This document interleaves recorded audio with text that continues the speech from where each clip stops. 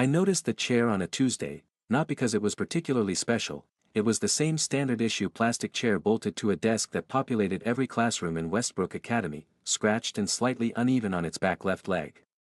But this chair was different for one very specific reason. It was next to Rick Prince, and it was empty. Now, you have to understand something about Rick Prince before I continue, because without understanding him, none of this makes any sense. Rick Prince was, by unanimous agreement, the scariest person at Westbrook Academy.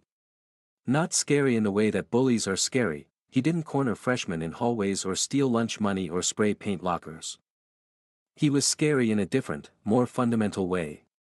He was scary the way a thunderstorm is scary, enormous, quiet before he wasn't, and radiating a kind of electric tension that made everyone around him unconsciously straighten their spines. He was tall, really tall, the kind of tall that makes a room feel smaller when he walks into it. His shoulders were broad, his jaw was sharp, and he had this permanent slight frown that sat on his face like it had been carved there by someone who'd run out of patience for human nonsense. His hair was dark and fell across his forehead in a way that I suspected he never once thought about but which somehow always looked deliberate. His eyes were dark too, almost black in most lighting, and they had this quality of seeing everything while appearing to look at nothing. He didn't talk much. When he did, people listened, not because he raised his voice but because he never did.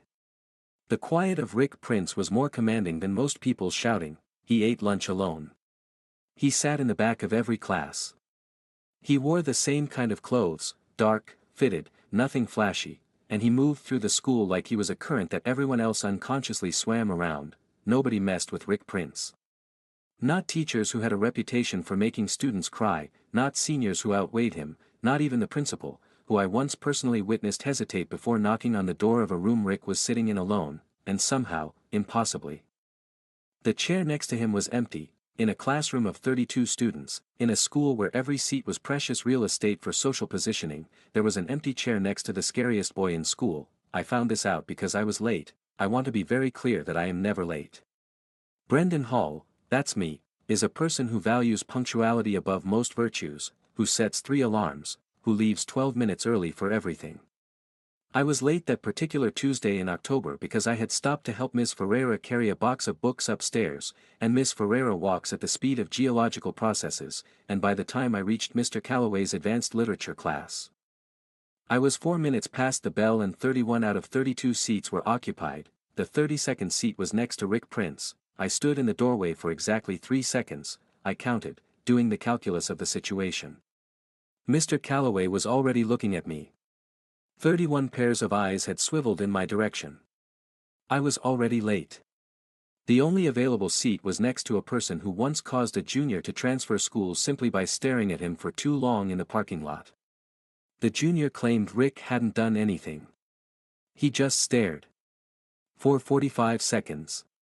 The junior had apparently decided that college prep could happen elsewhere. I walked to the chair. I sat down. Rick Prince did not look at me. He was looking at the front of the class, his notebook open, his pen in his hand, and I experienced the peculiar sensation of sitting next to a very large, very still piece of weather. Right, thank you for joining us, Mr. Hall, Mr. Calloway said, already moving on because there wasn't much else to do with me at this point. I opened my notebook. I wrote the date. I kept my elbow carefully on my own side of the shared desk surface. Rick Prince did not acknowledge my existence in any way for the entire 50-minute class period. I did not die. I counted that as a win. The strange thing, the first strange thing, happened at the end of class.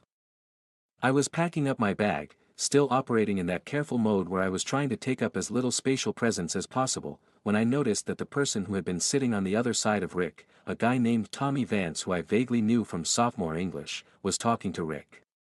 Which was itself notable. People didn't usually initiate conversation with Rick Prince. Hey man, you want to swap seats?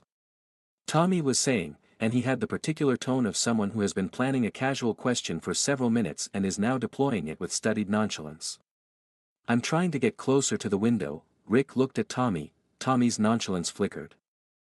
No, Rick said, that was all. Just no. Not, no thanks, or, I'm good, or any of the social lubricants that normally accompany a refusal. Just the single syllable, delivered in that low quiet voice, and then Rick was picking up his own bag and walking out of the classroom. Tommy stood there for a moment. Then he looked at me like I might have an explanation. I shrugged, because I genuinely didn't have one, and followed everyone else out the door. I didn't think about it again that day. I had enough things to think about: a history essay that was due Friday, a group project in chemistry that was going sideways, the lingering anxiety about whether I'd locked my locker properly. I was a person who thought about many things simultaneously, and Rick Prince was not supposed to be one of them. But the next Tuesday, I was on time. I walked into Mr. Calloway's class at 9:57, 3 minutes before the bell, and I looked at the seating arrangement out of habit and noticed that the chair next to Rick Prince was empty again. This was strange. Because Tommy Vance was sitting 2 rows forward, which meant he'd gotten his window seat after all, which meant someone had moved into his old chair at some point, which meant the chair next to Rick was empty, not because nobody had gotten there yet but because nobody was sitting in it. I looked around. The classroom was maybe half full at this point. Still filling up, and the chair that was conspicuously not filling up was the one I had sat in last Tuesday. I experienced a brief, absurd moment of wondering if people were leaving it for me. That was an insane thought and I dismissed it. I sat down in a different chair, closer to the front, next to a girl named Sophia who smiled when I sat down and asked if I'd done the reading. I had done the reading. We talked about it until the bell rang. I did not look over at Rick Prince until 15 minutes into class, when I happened to glance toward the back and noticed that the chair I had been sitting in last Tuesday was, in fact, still empty.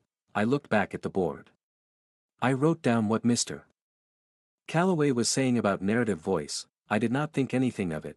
The third Tuesday is when it became a thing. I was on time, 3 minutes early again, and I walked into class and I was about to take the seat next to Sophia again, because it had been pleasant and comfortable and she always had highlighters to share. When I stopped, the chair next to Rick Prince was empty. Again, I looked around the room.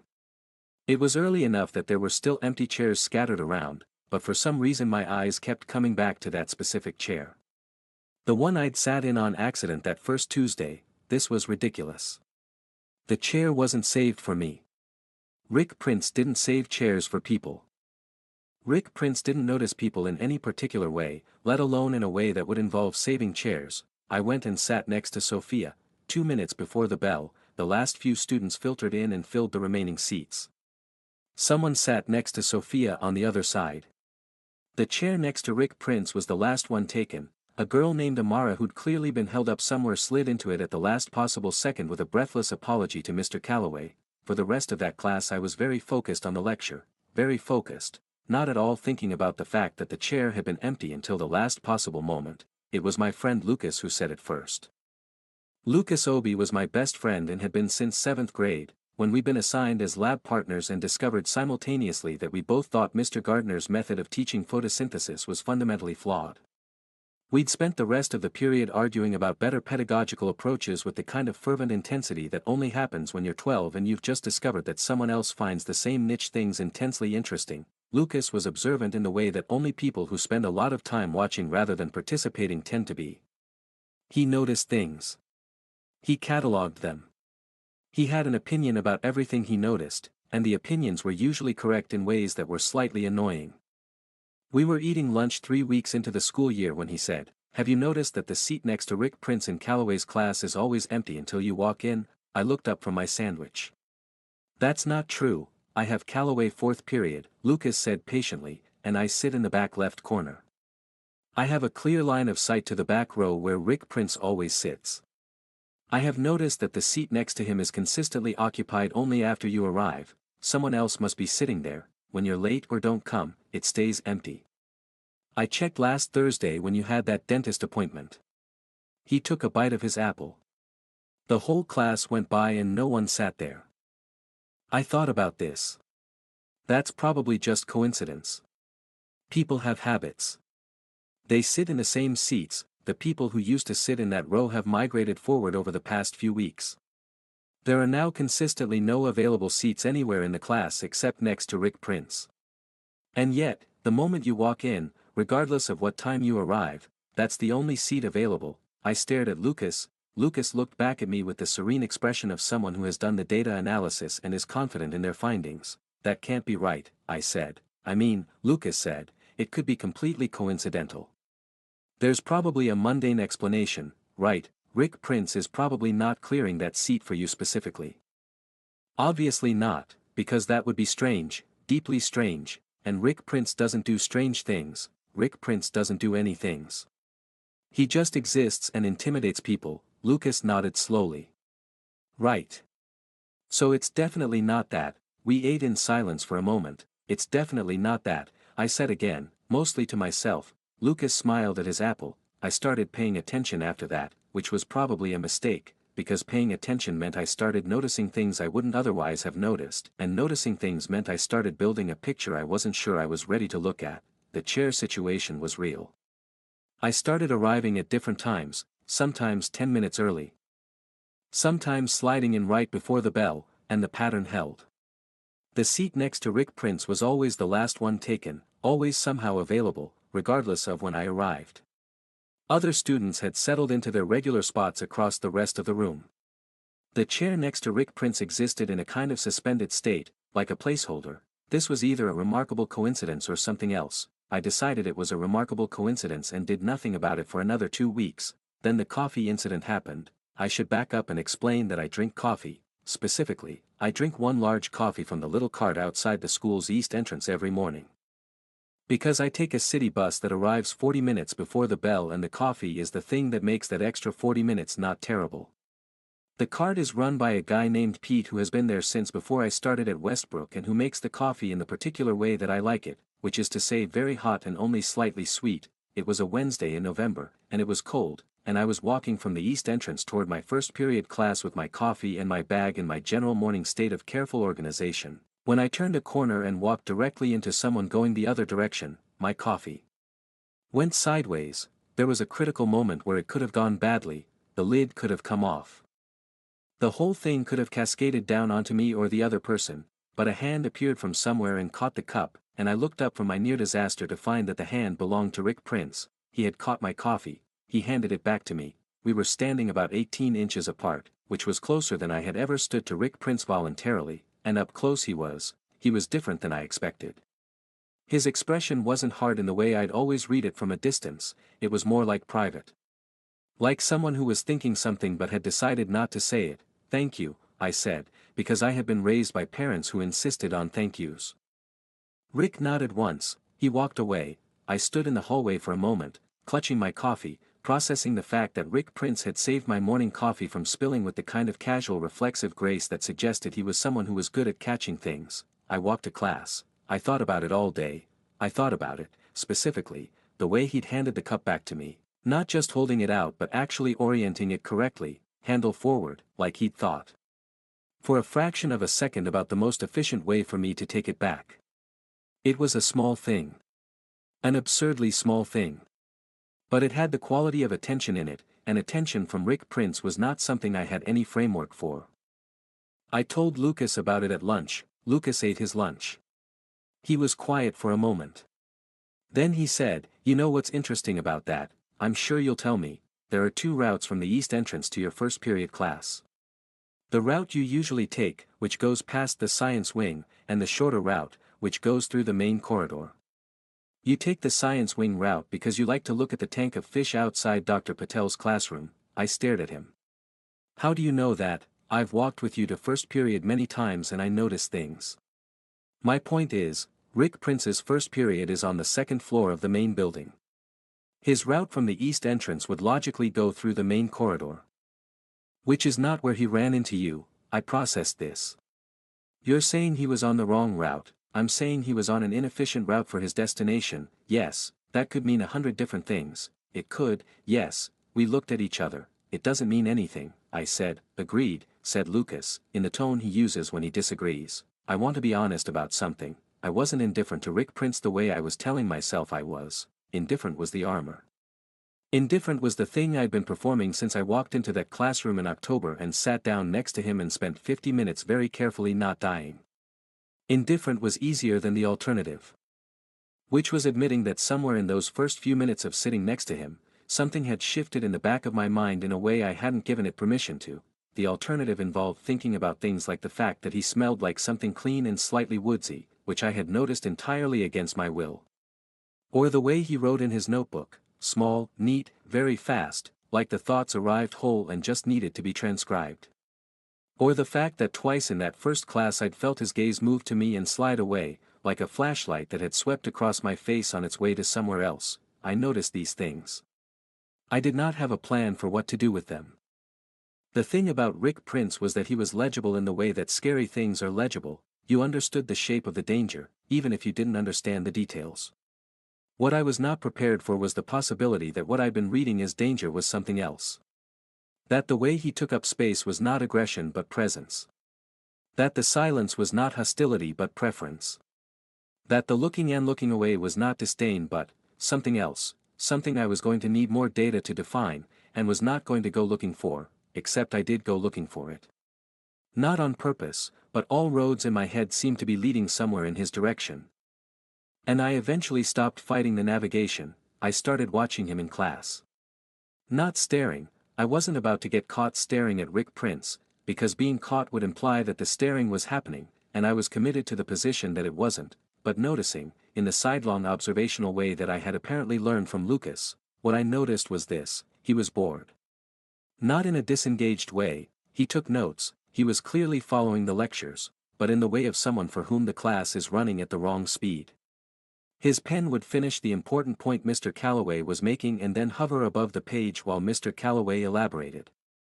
And the hovering had a quality of patience being maintained at some cost. I recognized this because it was something I experienced regularly, and the recognition had the disorienting quality of seeing your own reflection in an unexpected mirror. Also, he had a specific expression he made when he was writing something he found interesting, which was different from his default expression, which was the carved from stone thing.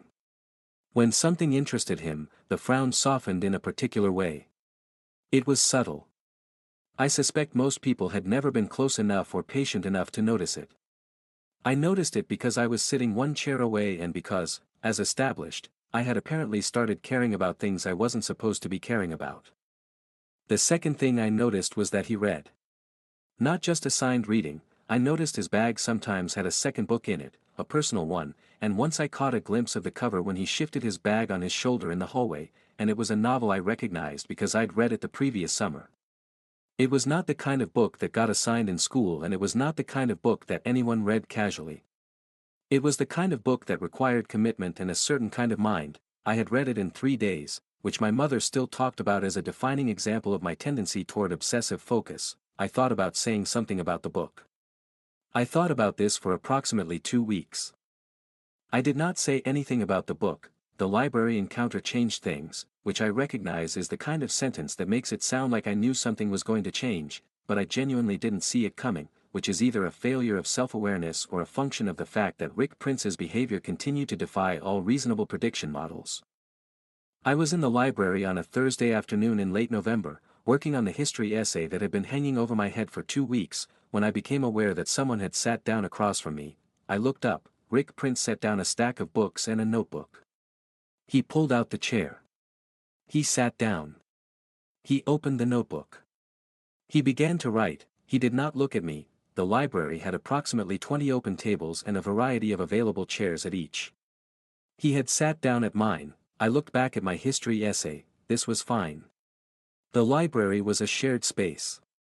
People sat at tables other people were already using all the time. This was normal library behavior, not a notable event.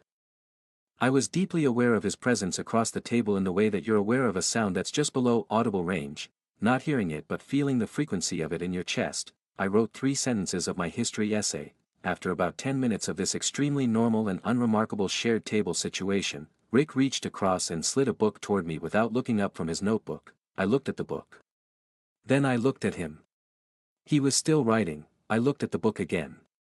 It was a secondary source I'd been trying to find for my essay, a specific academic text on post-war economic restructuring that had apparently been checked out of the library repeatedly this term and that I had already requested twice via the hold system.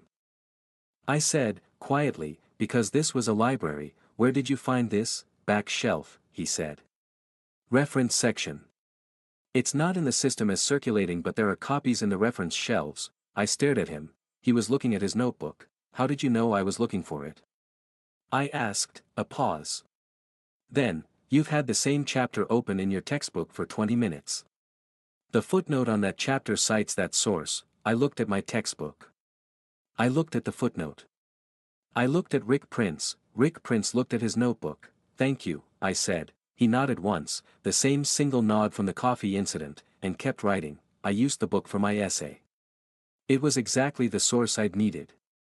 My history essay ended up being one of the best things I wrote all term. I sat across from Rick Prince in the library for 2 more hours that afternoon, and at the end of those 2 hours, when we were both packing up to leave, he said without preamble, "You're in Callaway's Advanced Lit, right?" It was not really a question, but I treated it as one. "Yeah, the Steinbeck essay. You argued that the authorial voice undermines the narrative distance." I had argued exactly that in a class discussion 2 weeks ago. "Yeah, it was right." He zipped his bag and left. I stood next to the table for a moment, holding my own bag, processing the fact that Rick Prince had remembered a comment I made in class 2 weeks ago and had apparently thought about it enough to form an opinion. An agreeing opinion. I walked home at a speed that was probably faster than usual. Lucas texted me that evening, "How was the library session?" I didn't ask how he knew I'd been at the library. Lucas knew things. "Fine," I typed, "just fine." He found me a book I needed and told me my Steinbeck argument was right. There was a longer pause than usual. Then, "Brendan, I'm just saying, don't say it." "Okay." A minute passed. "Brendan, Lucas, he's saving seats for you in Callaway's class. We don't know that, and now he's sitting across from you in the library and finding you books." It was just a book. "Brendan, my dear friend, my brother of many years. Please, he likes you." I put my phone down. I picked it up. I put it down again. I picked it up. "That is not a thing that is possible," I typed. "Why not?" I thought about this for a genuinely long time. "Because he's Rick Prince," I finally wrote. Lucas sent back a single emoji, the one with the straight face, which was his equivalent of a very eloquent shrug. I put my phone down and stared at my ceiling for a while. If you are still watching, subscribe so you never miss a story like this. Now let's see what happens next. The problem with having a new framework for something is that you can't go back to the old one. Once Lucas had said it, "He likes you," the word settled into my interpretive system like a key into a lock. And all the things that hadn't fit together before started quietly clicking into place: the chair, the coffee, the wrong hallway route, the library, the book. The comment about my essay. I was going to need to make a decision about what to do with this, which was not a comfortable realization because my instinct in situations that required courage was historically to wait them out and see if they resolved on their own. This was a deeply flawed strategy that Lucas had told me about many times, and in this particular situation it seemed especially dangerous because if I waited Rick Prince out, I was going to end up sitting next to him in Advanced Lit for the rest of the year and in the library twice a week, which had apparently become a thing that was happening. And in 17 years I was going to be telling my therapist about the year I spent in the proximity of someone who interested me profoundly and did nothing about it. I decided to do something about it. The decision came on a Friday evening and felt very clear in the moment. By Saturday morning it had become significantly less clear. By Saturday afternoon it had retreated behind a wall of extremely convincing reasons why doing something about it was actually a terrible idea. By Saturday evening I had talked myself back into doing something about it, because Lucas had called and spent 40 minutes patiently dismantling every reason I'd constructed. "He's scary," I said. This was the last line of defense. "He found you a library book," Lucas said. "Scary people do not find you library books." He could be scary and nice about library books. "Brendan, those things aren't mutually exclusive." "Brendan, I need you to hear me. Rick Prince has rearranged the social architecture of a classroom for you for 2 months. He has gone out of his way to be in your path repeatedly. He complemented your academic argument. He found you a source.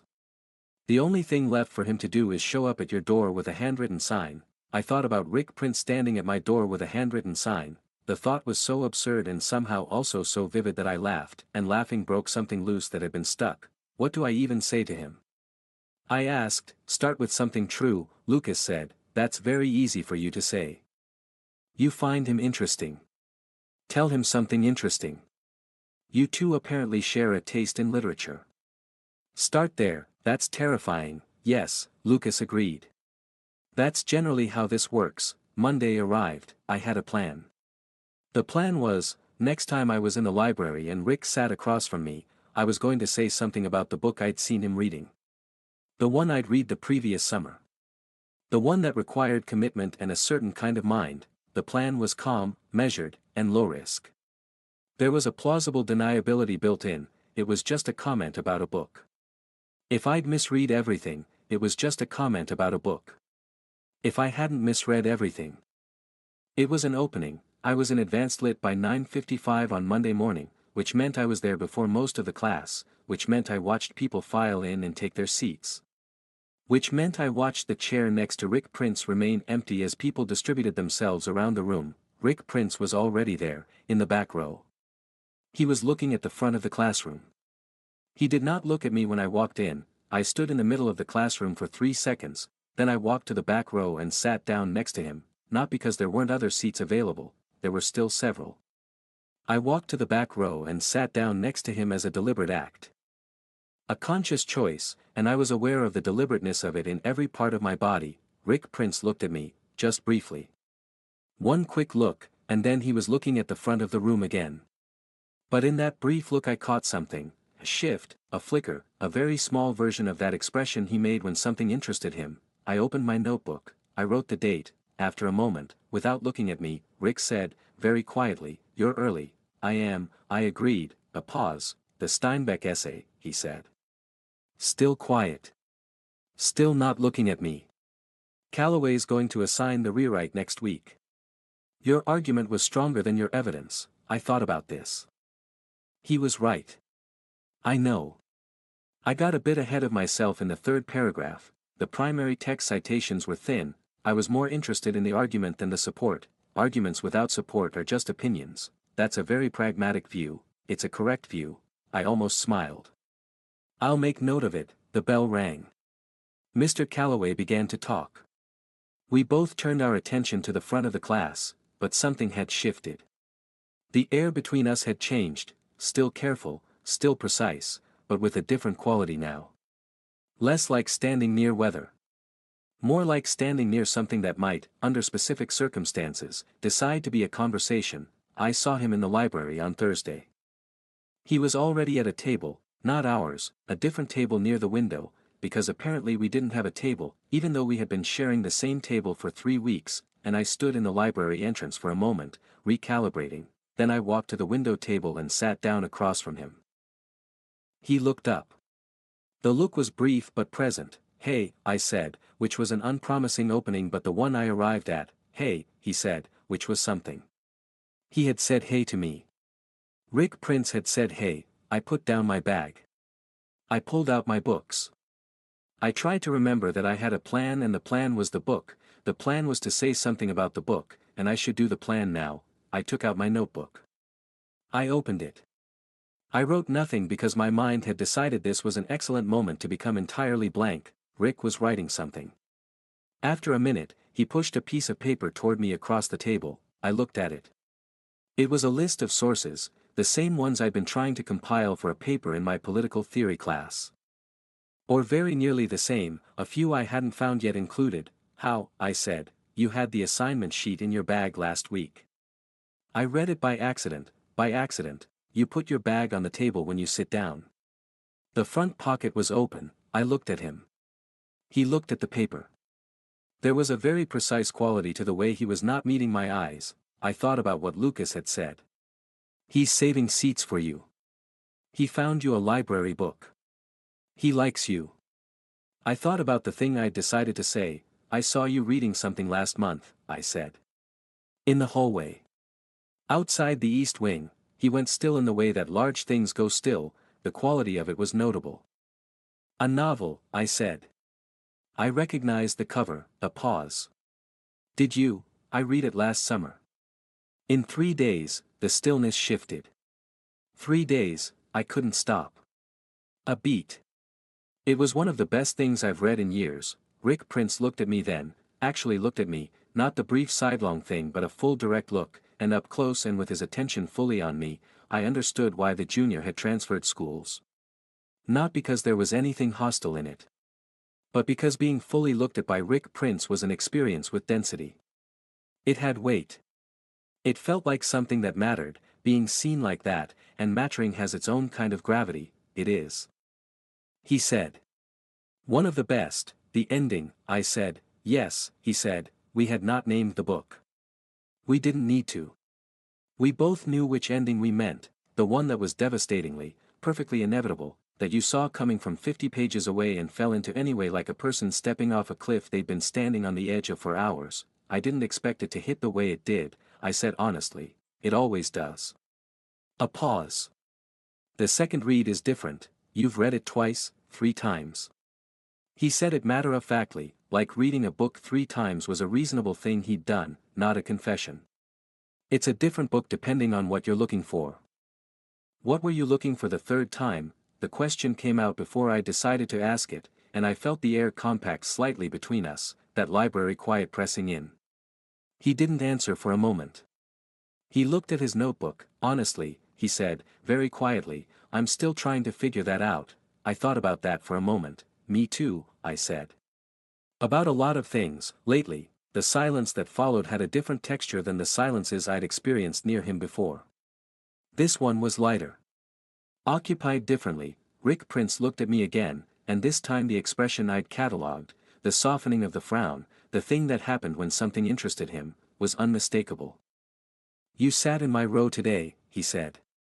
In Calloway's, I did. You had other options. I did, I agreed. He held my gaze.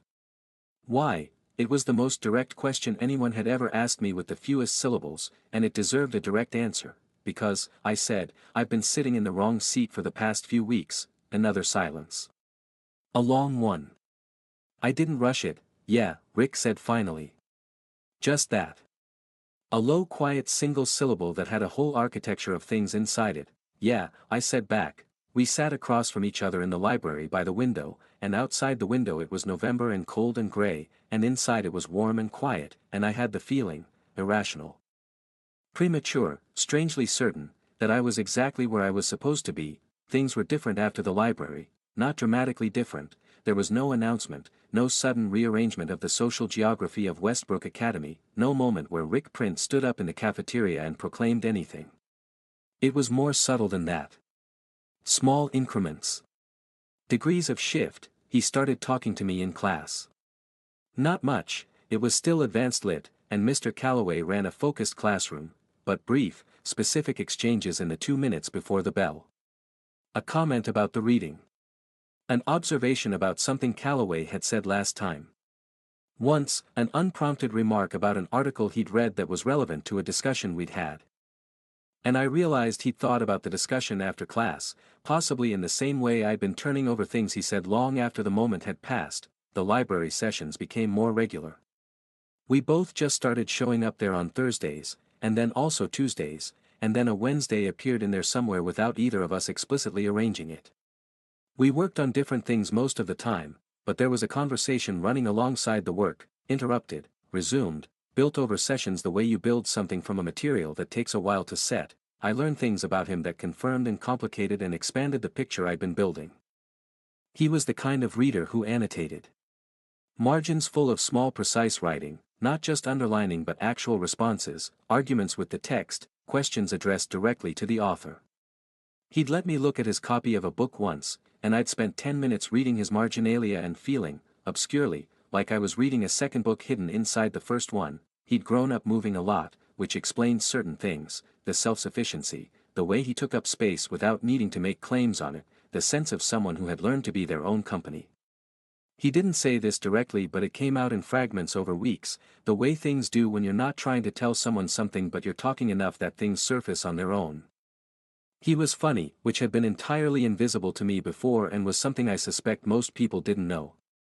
Not funny in the way that performs for an audience, a sharp, dry, precisely timed thing, observations with a twist, and he delivered them in that same quiet tone with the same not quite expression and then went back to whatever he'd been doing, leaving me with the laugh that had caught me by surprise. I told Lucas about the funny thing. Lucas said, "Oh no, what? You've got that voice." "What voice?"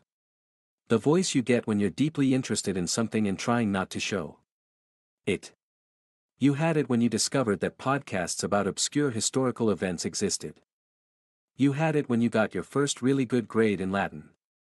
You have it right now." I did not confirm or deny this. "Brendan," Lucas said, with great fondness and a little bit of pity. "You're in trouble." "I know," I said. "Good trouble or bad trouble." I thought about Rick Prince's marginalia. His laugh, the almost silent version that I'd heard once, the first time I'd made a joke that landed. The way he'd said yeah in the library, good, I think, I said. Terrifying, but good, Lucas nodded. Those are usually the same thing. It was December when he walked with me, not a big thing. We were both leaving school at the same time, a Friday afternoon, end of the week.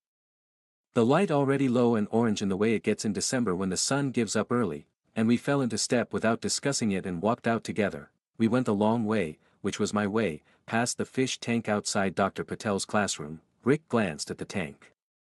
Then at me. You always go this way, I like the fish. He looked at the tank for a moment. The blue one, yeah. He's very assertive, he runs the whole tank, completely. Dr. Patel named him Senator. Rick's mouth moved in a way that wasn't quite a smile but was adjacent to one.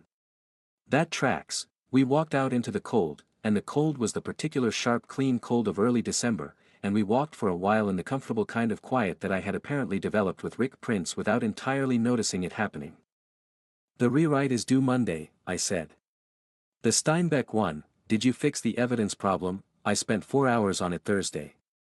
I think it's better, or right, both, maybe. You can read it if you want, a pause. Yeah. Okay, we'd reached the point where our routes home diverged. He went left, I went right, which was a fact I had established through a process of observation that I was not going to explain to anyone. We stopped. We looked at each other. See you Monday, he said. Yeah, I said. See you Monday. He went left.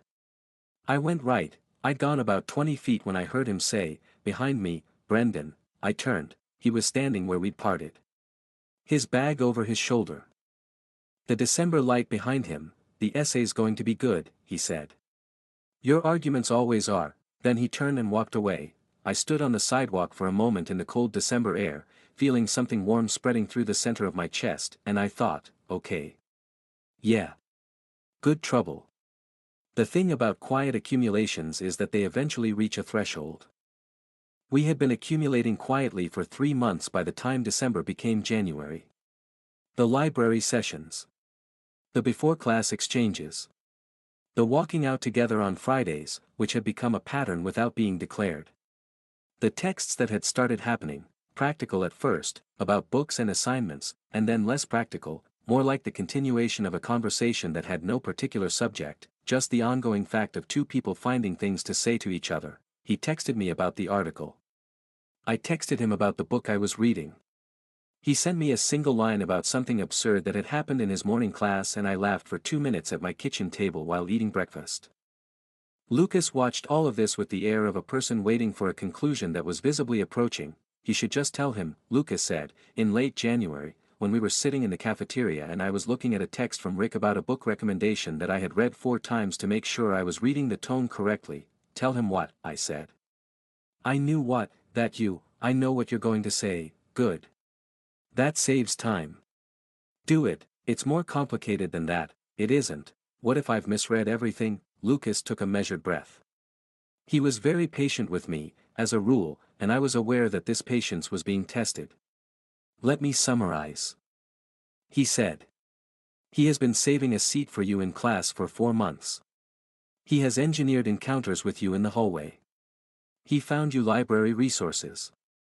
He learns your assignment sheets by reading them while you're unaware. He walks out of school with you every Friday without fail. He texts you daily.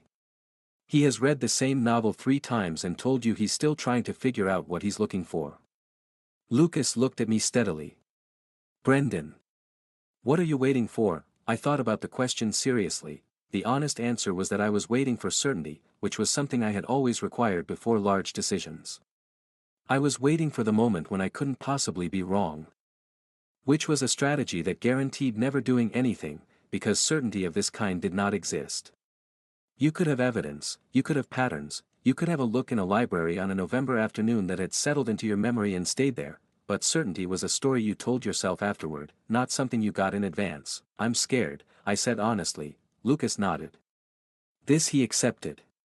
Of what, specifically? That it changes things. It will change things, I mean, in the wrong direction. What's the right direction? I thought about Rick walking left while I walked right. About the way he'd turned back to say the essay would be good. About 3 months of careful, accumulating presence. I don't know, I said. I haven't been there yet. Lucas was quiet for a moment. You know what I think, he said. I know, I think the thing you're scared of has already happened.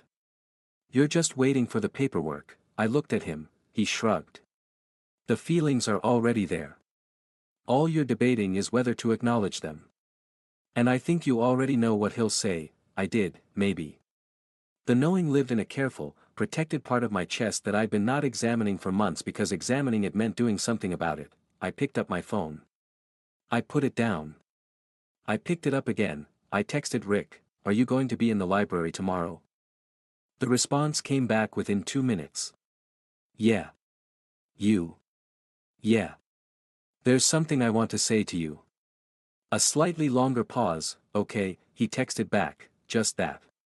But something in the brevity of it felt like permission. I was there early. The library on a Saturday morning was quiet in a different way than during the week, less industrious, more settled, the kind of quiet that you could hear. I found our table, the window one. It was ours now, definitely ours, and I sat down and I waited. He was 7 minutes late, which was unlike him, and when he walked in he looked slightly different. Not in any major visible way. But I'd spent enough time observing him to notice minor deviations.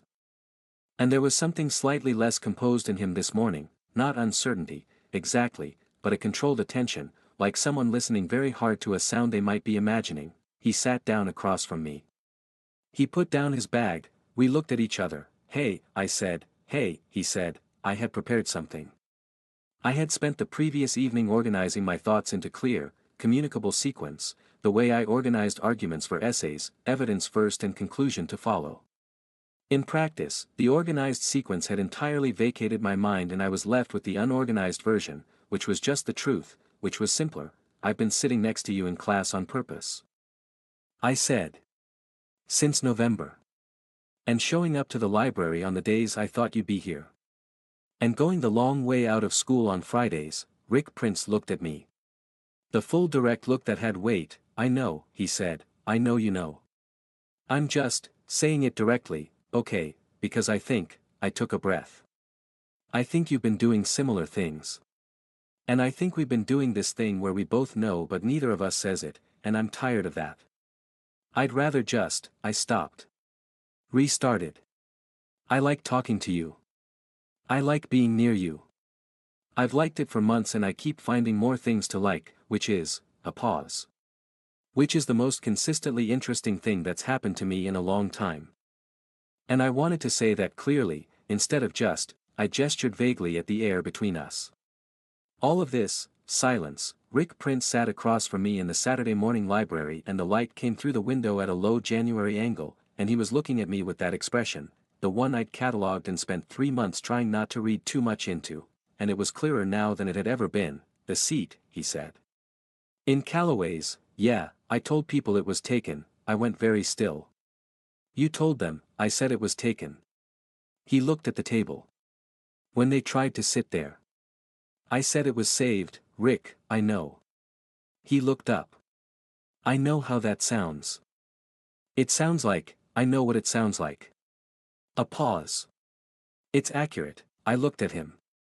For how long? Since the second week, He had been saving that chair since the second week of the school year, which was approximately 1 week after I'd sat in it by accident, which was approximately 1 week after we had met, and he had been doing it without ever once indicating that he was doing it, and it was the most extraordinary and also most characteristic thing I could imagine him doing. You never said anything, I said. No, why? He was quiet for a moment. In the quiet I heard the library around us, a distant sound from somewhere in the stacks. The heating system, the particular hush of books. I didn't know what to say, he said.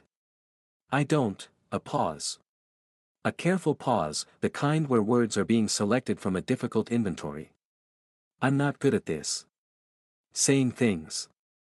I'm better at, another pause, doing things, I said softly. He looked at me. I know, I said. I noticed, something in him shifted, the last of that controlled tension, the listening hard quality. What replaced it was simpler. Yeah, he said. I like you. I have for a while. I didn't know how to, I know, and you were. He stopped. I know, I said again. I was doing the same thing. We sat with that for a moment. So, I said. So, he said, I'm telling you directly, I'd like to do this properly. Actually properly, not the thing where we just keep being near each other until we're 90, the corner of his mouth moved. The almost smile. Properly how, coffee, maybe. There's a place on Marsh Street that's better than Pete's Cart, which is a strong claim but I stand by it. When, tomorrow, if you want, yeah, he said. Tomorrow, I exhaled. Something large unwound in my chest. Okay. Tomorrow, Rick Prince looked at me with that full, weighted, particular attention, and the light was still coming through the window, and we were sitting at our table in the library, and I thought, 3 months of all of this. 3 months of chairs and books and long ways out of school. What a long, careful, extraordinary road to a yes. For what it's worth, he said, the seat's been yours the whole time. I felt warmth move through me like the sun moving out from behind something. I know, I said. I just had to figure out how to sit in it. Coffee the next day was at the place on Marsh Street, and it was as good as I'd claimed, and we sat across from each other in a small corner table for 2.5 hours and talked, really talked, the kind of conversation that starts in one place and ends somewhere completely different and you can't quite retrace the route. He told me about the moving. The 14 different homes by the time he was 16, which was why he was the way he was with space, particular about it, precise about what was his and what he claimed. You can't attach to places when they keep changing, he said. So you stopped trying, but you kept the books, I said. He looked at me. Yeah, books are portable, yeah. A pause. People aren't always. I thought about this. Is that, I stopped, reconfigured. Is that why you take a long time to, say things? The almost smile again, a little more visible now that I was looking for it. Yeah. Probably. By the time I figure out if someone's staying, the moment's usually past. How do you figure out if someone's staying? He looked at me steadily. They come back. I thought about the chair.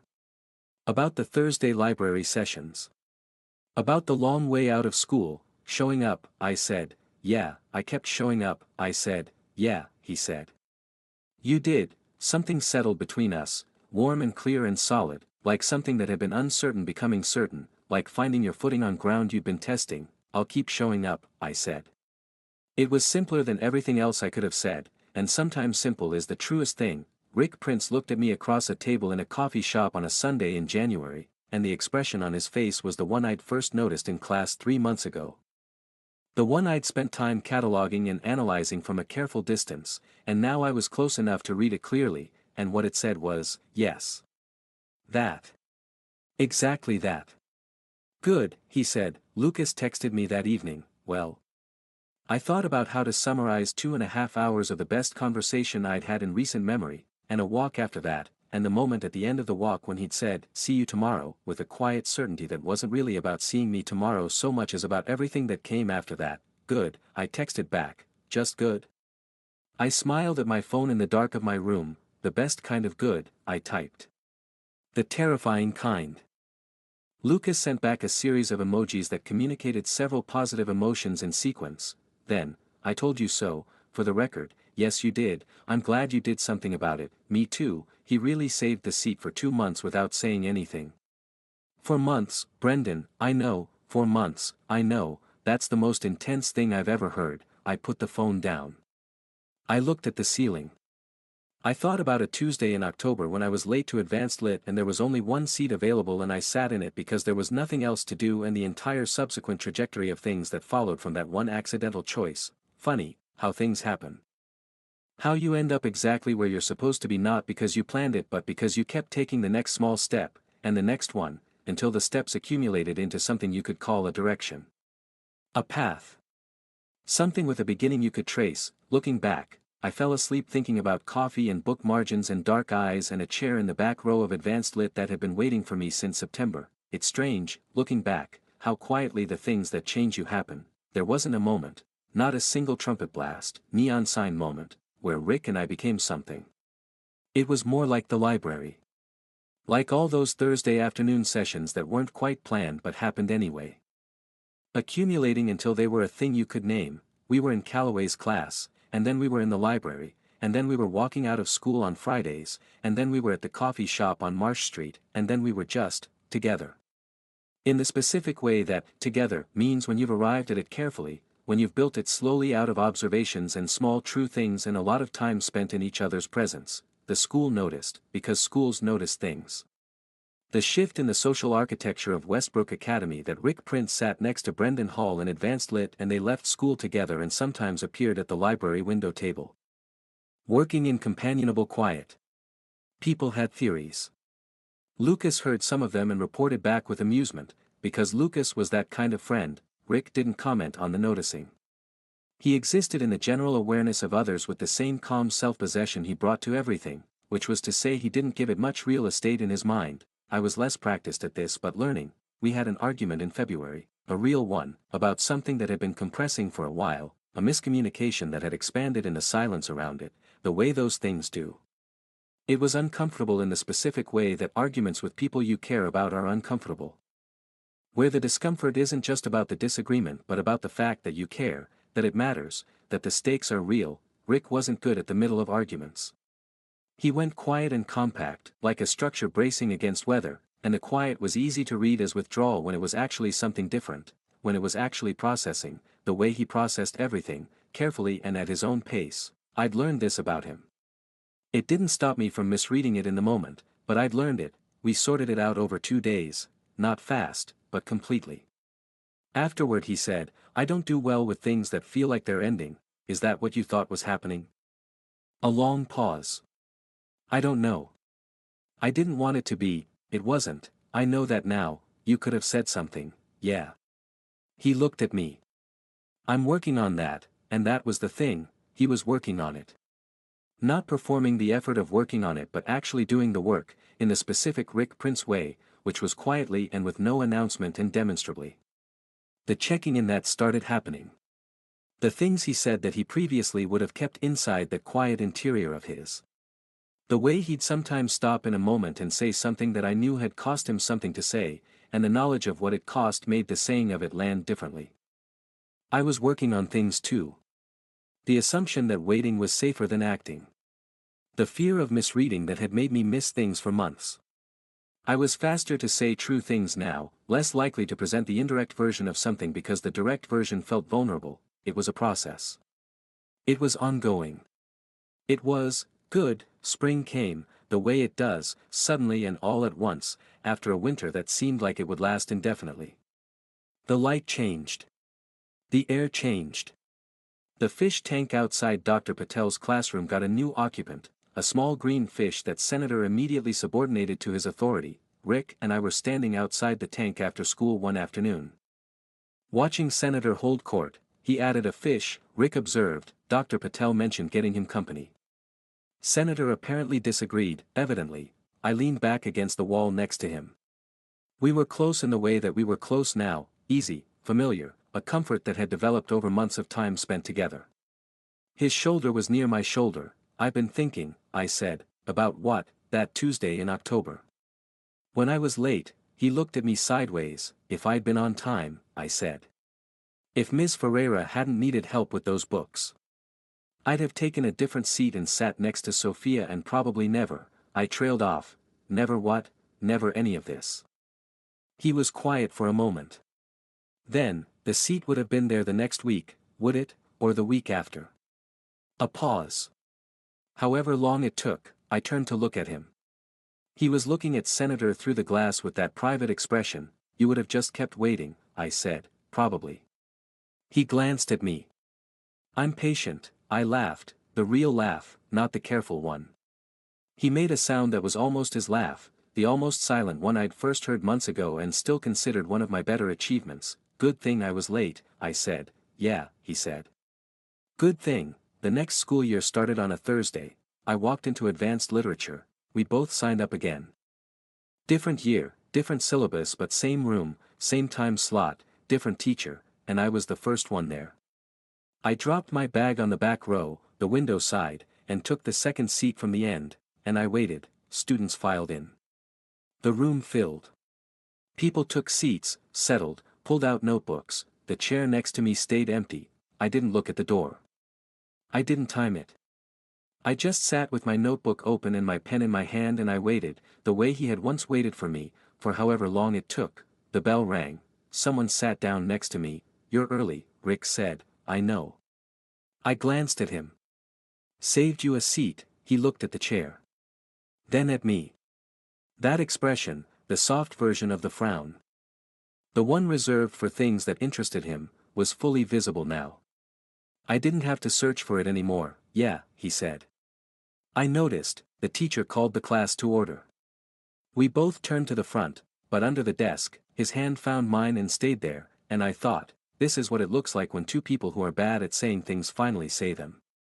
Not in a single moment, but in the long accumulation of showing up, of coming back, of saving the seat, and eventually, finally, sitting in it. The class began. We stayed.